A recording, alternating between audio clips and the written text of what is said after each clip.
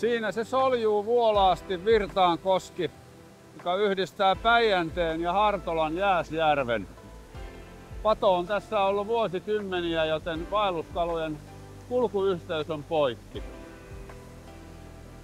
Nythän tähän on tulossa vuoden aikana muutos, eli pato puretaan, jolloin vaelluskalat pääsee jälleen esteettä kulkemaan tuonne Tainionvirtaan.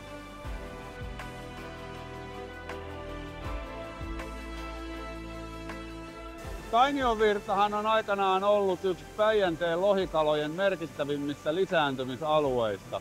Se, että lohikalat, tässä tapauksessa taimenet, pääsee kohta sinne nousemaan, niin se parantaa kyllä merkittävästi paitsi näiden vaelluskalojen elinoloja, niin jokiekosysteemin elinvoimaisuutta. Erittäin hyvä juttu. Siinä se on ollut toistasataa vuotta pitkälti jo. Mistä kipinä silleen, että se nyt pato puretaan, niin syntyy?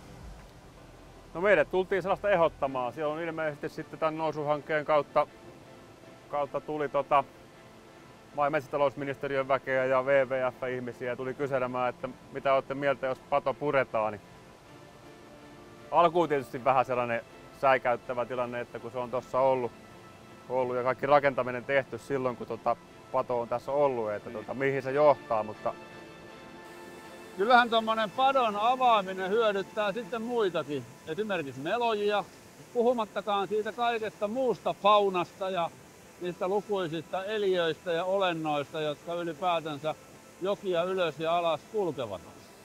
Siinähän aukeaa vallan hienot mahdollisuudet niin kuin monellekin asialle. Kyllä joo, ja sitten pitkän matkaa tästä on nyt kuitenkin sitten kilometrikaupalla vapaata jokea ylävirtaa ja tähän on kaavoitettu mökkitontteja ja tietysti virkistyskäyttöä, kalastukseen ja melontaa, kaikkea tällaiseen tietysti tuo mahdollisuuksia. Miten tämä käytännössä nyt sitten tapahtuu, kun me ollaan tässä, niin mistä kohtaa se koski rakentuu? Koski lähtee niin, että se ilmeisesti pohjapato alkaa noin 100 metrin päästä tuolta. Joo. Tulee vähän sellaisena S-mutkana alaspäin täältä ja vesi virtaa sitten pitemmällä alueella ja taas sitten 100 metriä alavirtaa. Koskialueelta tulee yli 200 metriä. Joo. Sehän ei, että kun pato lähtee, niin sehän ei tarkoita sitä, että vesi saa ryöpytä vaan valtoimena, vaan se on siinä on ilmeisesti eri korkeudella sit niitä kosken niskoja. Joo. Että se pääsee sitten eri veden korkeuksien aikaa eri kohdasta tulee yli. Että joo, niillä rakenteilla pystytään mahdollistamaan se kyllä haluttu virtaus. Joo. Paljon tässä on pudotuskorkeutta? Noin 4 metriä. Joo.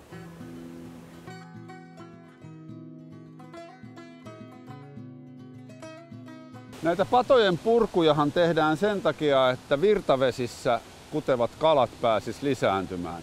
Et jos puhutaan vaikka Päijänteen järvitaimenesta, niin sen uhanalaisuushan johtuu osittain siitä, että sillä ei ole mahdollisuutta ja pääsyä kutupaikoille. Silloin ei voi syntyä uusia kaloja ja luokitus muuttuu uhanalaisemmaksi ja ahdinko lisääntyy. Kalojen istuttaminen se edesauttaa jonkun verran, mutta sitä voisi verrata oikeastaan siihen, että semmoista isoa avohaavaa peitetään pienellä laastarilla.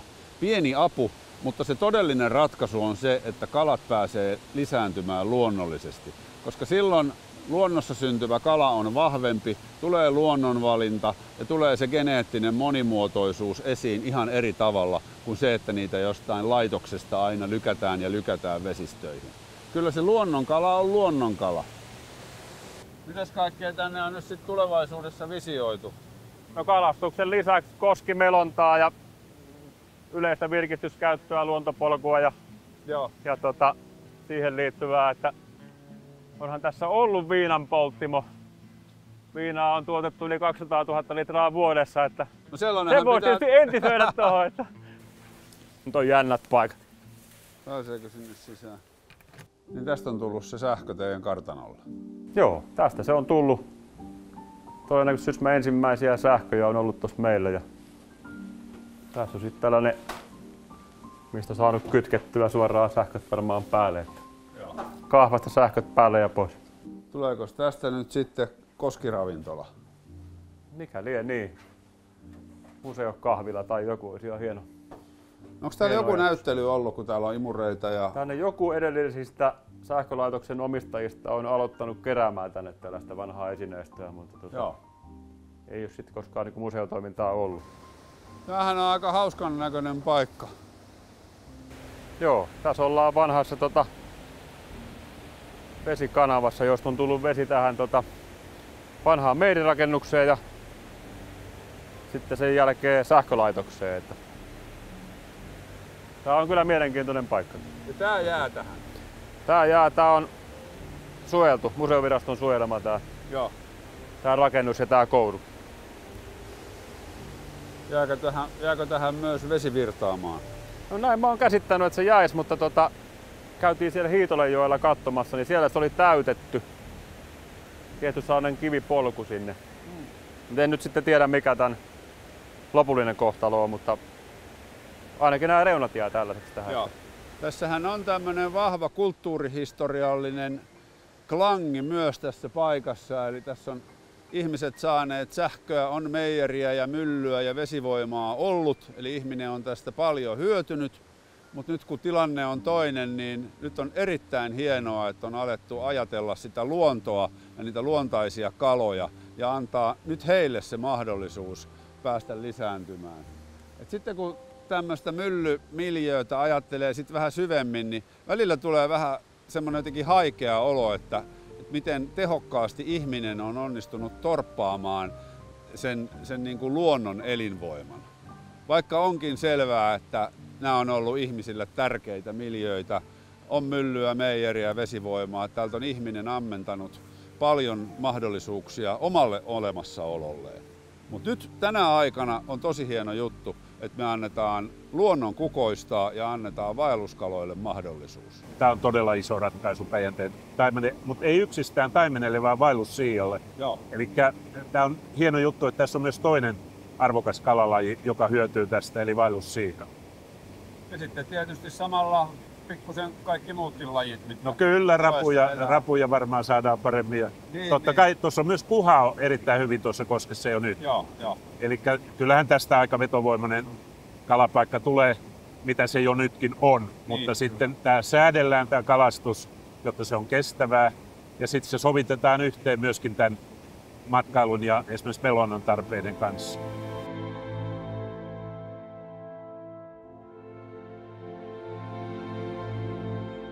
Järvihän on puhdas, siellä on paljon muikkua, muuta syönnöskalaa, vain kutupaikat ovat puuttuneet. Joo. Ja nyt tähän jo yksistään saadaan lähes hehtaari sekä sillä tavalla uusimman tiedon varassa kunnostettua koskea, että siellä on ne suojapaikat, ettei hauet ja mateet heti vie poikasia suuhunsa.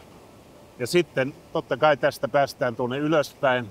Siellä on 3 koskea tuossa Rännisaaren kohdalla ja siitä ylöspäin. Sitten on iso Nuoramoisjärvi, joka on tietysti jo hyvä syönnöspaikka.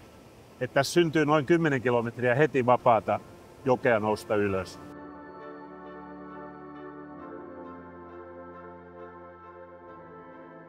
Ja tämä patojen purkaminenhan ei tarkoita sitä, että hylättäisiin ja unohdettaisiin kaikki kulttuuriperintö, vaan nämä rakenteet jää tänne, sinne sekaan tehdään se vapaa koski, jolloin luonto ja kalat saa kukoistaa, mutta sitten nämä rakennukset jää. Toihan voisi toimia vaikka kanoottivarastona ja tämmöinen paikkahan synnyttää sitten ihan eri tavalla matkailua, kun siinä on se vapaa virta. Kalastajat tulee jossain kohtaa, melojat pääsee nauttimaan. Ja onhan tuommoinen vapaana virtaava koski nyt paljon kauniimpi kuin tuommoinen vanha ränni, missä vesi vaan on paikoillaan. Käydään katsomassa, mitä täältä rakennuksesta löytyy. On korkea ja iso tila. Ikkunoita joelle eri suuntiin. Tässähän ei ole luovuudella rajoja, että minkälaiseen käyttöön tämmöisen vanhan teollisuusrakennuksen saa. Jos sulla on joku hyvä idea, niin pistä kommenttia. Minkälaisena rakennuksena tämä voisi tulevaisuudessa toimia? Luonnolle tämä tekee hyvää, mutta minkälaisia vaikutuksia on aluetaloudellisesti ja kansantaloudellisesti tällaisella vapaalla virralla? No siellä missä on kaloja, varsinkin lohikaloja, niin kyllä siellä on kalastajia. Ja kalastajat tarvitsevat palveluita, majoitusta, ruokaa. Eli ilman muuta meillä on Suomestakin esimerkkejä hyvistä koskista, joissa on aika hyvät tulot myös sille toiminnan harjoittajalle. Mutta tietysti tämä on myös yleinen kohde. Tämä ei tule ole suljettu klubikoski. Ja nämä säännöt raallitaan sellaiseksi, että myös niin sanotusti joka mies pystyy täällä kalastamaan. Joo. Ja tietysti tämä melonta myös voi olla aika iso kysymys. Meiltä puuttuu hyviä melontakohteita eteläisestä Suomesta. Eli nämä kaksi asiaa, kalastus ja melonta, mutta sitten vielä ihan näköalapaikkana, että tämä uusi kävelysilta tässä, sitten tuolla alajuoksulle tulee myöskin uusi näköalapaikka, josta sitten näkyy koko toi koski. Ja sitten kun saadaan noin vanha meijeri ja tämä voimalaitos tässä kunnostettua, niin tuossa voi pitää näyttelyitä.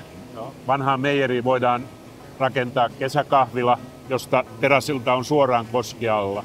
Eli tässä on isot mahdollisuudet, mutta ensiksi ennallistetaan ja sitten ruvetaan hankkimaan rahoitusta näihin yritystoiminnan edellytysten parantamiseen. Mutta kohde on aika lähellä pääkaupunkiseutua ja tässä on niin kuin valmiiksi esimerkiksi Sysmässä aika paljon mökkiläisiä. Täällä on ostovoimaa jo. Että kyllä mä uskon, että tämä muuttaa myös Sysmän kehitystä aika lailla tunnetumpaan ja suositumpaan suuntaan. Kalastusmiehenä ja tässä virassa, niin kyllä niin ilolla tämän hankkeen otan vastaan. Pysyykö vielä housuissa? Pysyy. No miten sitten kunnan näkökulmasta? No niin kuin tuossa totesin, niin että Sysmässähän on valtava potentiaali niin kalastusmatkailun ja luontomatkailun kehittämisen suhteen ja kyllähän tämä niin kuin tukee sitä erittäin vahvasti. Millaisia mahdollisuuksia se Sysmälle avaa? No se, että tämä on varmaan Etelä-Suomen yksi merkittävimpiä tällaisten niin kuin kaupallisen kalastuksen joista. Tulee meidän saavutettavuus tietysti Helsingistä on vain 2 tuntia tuosta tulla ja tässä on paljon isoja taajamia lähelläkin. Ja tietysti toivoisin sitä, että tässä tulee laadukas paikka sillä tavalla ja pystytään sovittamaan tietysti ne tietyt rajoitteet ja se ydinasia pakettiin, että se taimenen lisääntyminen se on juttu, mutta sitten saa myös kalastajat nauttia tällaisesta mahdollisuudesta myös täällä Etelä-Suomessa. Ja miten tämä vapaa virta hyödyttää sitten vaikkapa alla olevaa Päijännettä? Aika huomattavasti. Ajatushan on se, että kun tässä poikastuotanto käynnistyy, niin hän tietenkin laskevat Päijänteelle, kasvavat siellä ja sitten osa niistä on kalastettavissa. Suunnitelman mukaan se tuottaisi noin 750-1100 vaelluspoikasta vuosittain. Ja se on jo melko hyvä lisä Päijänteen taimen kantaan luontaiseen uudistumiseen. Totta kai istutuksia vielä tarvitaan, mutta että täällä on se luontainen kanta sitten säilymässä, niin sehän heijastuu koko Päijänteelle. Uistelijat hyötyy, kaikki mökkiläiset, kaikki kalastajat. Ja silloin kun siellä on kestävä taimenkanta tuolla Päijänteessä, jota voidaan myös ravintolan pöydässä hyödyntää, niin se on varmaan aika suosittu siitä menystä. No joo, valinta ehkä kohdistuu. Niin, kyllä. Siihen tietysti on vähän matkaa, että se kanta niin isoksi vahvistuu. 10 vuotta varmaan pitää ainakin ajatella. 30-luvulla, kun tämä hanke onnistuu, niin, ja niitä on muitakin käynnissä Päijänteellä.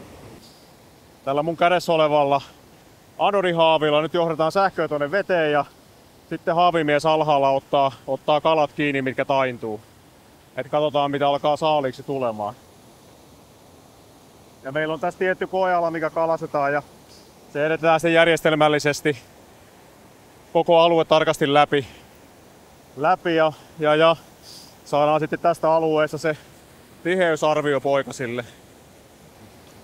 Et tietysti nyt kun ollaan tämmöisellä kohteella kuin Tainion virta, niin ensisijainen kala mitä tässä tavoitellaan ja seurataan on se taimen.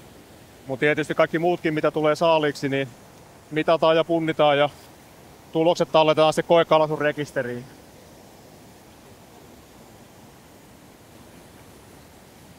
Se oli taime. Vähän isompi.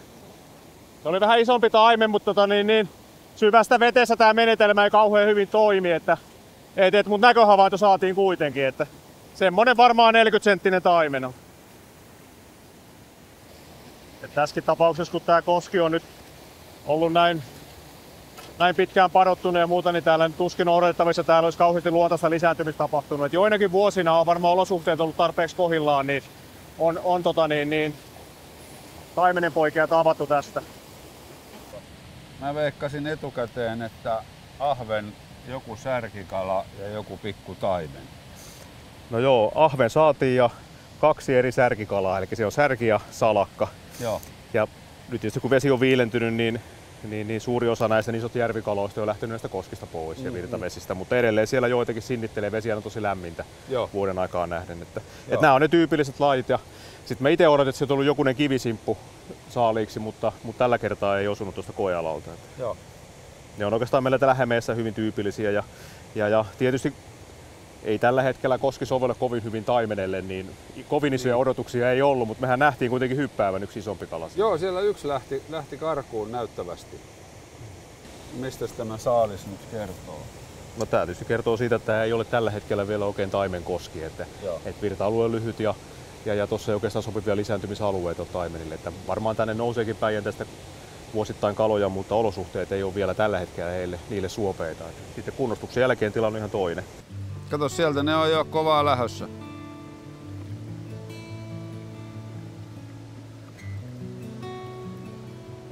Niin tämähän on kulttuurihistoriallisesti ihan merkittävää aluetta. Tuosta ei tarvitse pitkälle mennä, niin sieltä löytyy se Toivo Pylväläisen saari, mistä Rapalan tarina aikanaan alkoi. Ja silloin, eikö taimen on nimenomaan ollut se iso juttu silloin? Joo, silloin on ollut niin valtava merkitys. On. Siihen aikaan täällä oli tosiaan se taimenkanta hyvin vahva ja melko varmasti ne toivonkalatkin ovat peräisin täältä. Joo. Et ne on täältä lähteneet, kasvaneet, syntyneet täällä joessa, lähteneet syönnökselle. Ja Toivohan on kertonut, että hän 300 lohta sai kesässä soutaen soutuveneellä ja 2 katajavapaa perässä. Eli se kuvastaa, mikä se järvi on ollut. Joo, niin silloin puhuttiin lohesta vaikka... Joo, kaikki oli lohia siihen aikaan. Vaikka taimenia olivatkin nykytiedon valossa. Niin, ja se, että niitä oli isoja, että sieltä tuli siis yli 10 kilon kaloja ja sanotaan, että paljon löytyy kuvia 8-10 kilon kaloista. Miten se kataja, vapaa ja sen aikaiset siimat ja koukut on semmoisia mötköjä kestänyt? No siinä oli ihan oma tekniikka, eli siinähän ei ollut kelaa ollenkaan. Se oli astiassa, oli siimaa, se oli usein käytettiin tämmöistä paksumpaa, hyvin paksua punottua siimaa. Ja sitten siinä oli korkinpala siinä vavan päässä, tyvessä. Ja sitten kun tuli oikein iso kala, kun se nykästi, että se varmaan tarttu, sitten se vapa heitettiin järveen ja se kala veti sitä vapaa ja korkki pomppi siellä pinnassa, niin se kalastaja vaan seurasi, että sitten kun se kala väsyi, niin se meni ja keräsi sen ylös sieltä. Joo. Tässähän on muuten, jos ajattelee tätä vanhaa patoa ja vielä niin kuin tämänkin padon aikaan, niin tässä oli semmoinen uittoränni, kun tässä uitettiin 60-luvun lopulle asti. Joo. Ja siitä uittorännistä, kun laskettiin vettä silleen, että meni tukkeja, niin nämä paikalliset on kertonut sitä, että sitten kun se pysäytettiin se veden tulon, siellä pomppi isoja taimenia siellä uittorännissä. Eli ne tämmöinen suora ränni, ne kyttäisi ne taimenet siellä rännin alla ja heti kun tuli vettä, niin ne lähti nousemaan. No, minkälaista kalastusta ja kalastoa tuolta itse Tainionvirran koskista ylävirrasta löytyy? Jossain vaiheessa istutettiin tuommoista isompaa taimenta, mutta ei se ei niinku ollut kalastuksen eikä niinku ekologian kannalta järkevää. Että ne on semmosia, ne isot taimenet, ne on kalliita ja sitten niitä ei kannata niinku istuttaa. No sitten me istutettiin pientä kalaa, mutta siinäkin on, sanotaan, että jos se on tuommoista jossain vaiheessa, mitä mä nyt sanoisin tällaisia. Joo, parikymmentä senttiä. Niin, täällä on niin paljon isoja petokaloja, että kun täällä on syvät rannat, se on se suurin ongelma tällä hetkellä. Joo. Niin pienille taimenille ei ole suojapaikkoja, eli petokalat söi ne. Et nyt viimeisinä vuosina on ollut sitten semmoinen taktiikka, että me on istutettu vastakuoriutunutta keväällä ihan kastelukannulla tonne kivien koloihin, missä tiedetään, että on parhaat suojapaikat. Että ne eläisi siellä, lähtisi sitten aikanaan vaeltamaan Päijänteeseen, eli syntyisi semmoinen tänne leimautunut kanta. Ja sitten me on istutettu kirjolohta ihan sitä varten, että kalastajat voi sitten ottaa hyvällä omalla tunnolla sen yhden ruokakalan ja ei tule pienitäkään kiusausta ottaa taimenta sit, jos semmoinen tulee vastaan.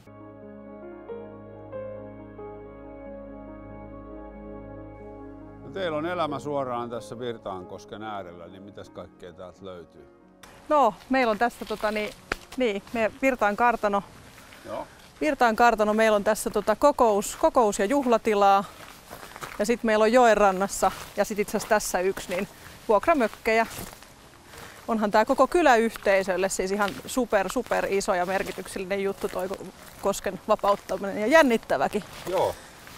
Sitä ei varmaan ihan kaikkia mahdollisuuksia edes vielä tiedä. Ei. Eiköhän tässä nyt tule paljon sellaista elinvoimaa tänne ja ehkä nyt sitten tulee vähän houkuttelevampi alue. Että ehkä meidän tarvii rakentaa muutama vuokramökki kenties lisää. Joo. Kyllä mä ajattelen, että kyllä se imagohyöty, positiivinen sellainen, niin on kyllä varmasti tässä iso juttu, että kyllähän me aina niin kuin puhutaan sitä, että kun luonto on tärkeä ja näin, niin. Mutta sitten, että miten se niissä teoissakin näkyy, niin tässähän me päästään nyt sitä näyttämään ihan konkreettisesti niin, kyllä, myös. Kyllä. Ja sitten tietysti se niin kuin puhdas semmoinen luonnonsuojelullinen aate, että tehdään viattomalle luontokappaleelle, kun sitä taimentaa on tässä vuosikymmenten varrella Suomessa ja muissakin maissa sähkön tarpeen takia kohdeltu aika pahasti kaltoin, niin nyt tavallaan annetaan kukoistus. Kyllä. Ja sitten tavallaan ajattelen myös niin, että kyllä meillä on tässä nyt kuntanakin tilaisuus näyttää, että me niinku halutaan uudistua ja mennä tässä niinku tämän muuttuvan maailman mukana, että jos on silloin aikoinaan sitä sähköä haluttu, mutta nyt sitten tiedetään, että sitä saa paljon tehokkaammin jollakin muulla tavalla, niin me voidaan nyt sitten purkaa täältä näitä rakenteita ja tehdä sitten uudet järjestelyt, mitkä jää sitten elämään tähän vielä meidän jälkeenkin jälkipolvillekin. Mutta jännää on tehdä semmoista pientä mielikuvaharjoittelua, että nyt kun tuo veden pinta on tuossa tasainen ja tuossa on tuo porras eli pato, että minkälainen tämä on sitten. Kyllä. Kun tätä miettii mielikuvissa, niin se on ihan hauska verrata sit siihen hetkeen, kun tämä tulevaisuudessa on vapaa. Kyllä.